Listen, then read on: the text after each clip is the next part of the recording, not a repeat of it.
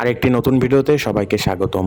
আজকের ভিডিওতে আমরা 10টি পশ্চিমবঙ্গের জেনারেল অ্যাওয়ারনেসের কোশ্চেন বা জেনারেল নলেজের কোশ্চেন এই ভিডিওতে আলোচনা করব। তো চলো ভিডিওটি শুরু করা যাক। প্রথম কোশ্চেন বলেছে, সুন্দরবনের সীমানা নির্দেশ করেছিলেন কে? এটা কিন্তু নাম্বার ডি হবে, ড্যাম্পিয়ার এবং হজেস।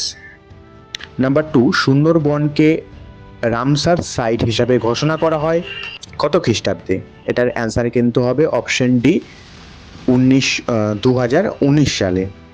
নাম্বার 3, মুকুটমণিপুর বাঁধ নিম্নলিখিত কোন নদীর উপরে অবস্থিত? এটার অ্যান্সার কিন্তু হবে অপশন ডি, অর্থাৎ কংসাবতী নদীর ওপর অবস্থিত। নাম্বার 4, পুনর্ভব এবং আত্রাই নিম্নলিখিত কোন নদীর শাখা নদী? এটার অপশন কিন্তু হবে অপশন বি, তিস্তা নদী। নাম্বার 5, নিম্নলিখিত কোন নদী পশ্চিমবঙ্গ এবং আসামকে বিভক্ত করে? এটার অপশন কিন্তু হবে অপশন বি, অর্থাৎ সংকোচ নদী। নাম্বার 6, পশ্চিমবঙ্গের অভ্র উৎপাদনকারী জেলা কোনটি?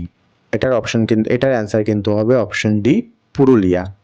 7 নম্বরে কি বলেছে না, পশ্চিমবঙ্গে রপ্তানি প্রক্রিয়াকরণ অঞ্চল অর্থাৎ ইপিজেড কাজ শুরু করেছে কোথায়? এটার অ্যান্সার কিন্তু হবে নাম্বার বি, ফলতায়।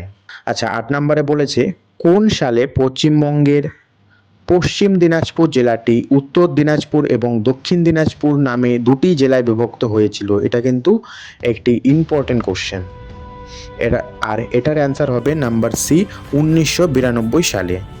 নাম্বার 9-এ কি বলেছে, 2011 সালের আদমশুমারি রিপোর্ট অনুযায়ী মোট জনসংখ্যার নিরিখে ভারতের পশ্চিমবঙ্গ স্থান কোনটি? এটার অ্যান্সার কিন্তু হবে নাম্বার বি, অর্থাৎ চতুর্থ। এবং 10 নাম্বার অর্থাৎ লাস্ট কোশ্চেন হলো, ভারতের কয়টি রাজ্য পশ্চিমবঙ্গের সীমানা স্পর্শ করেছে? আর এর সঠিক অ্যান্সার হচ্ছে নাম্বার সি, অর্থাৎ 5টি রাজ্য। এবং এই 5টি রাজ্য কি কমেন্ট করে অবশ্যই জানাও।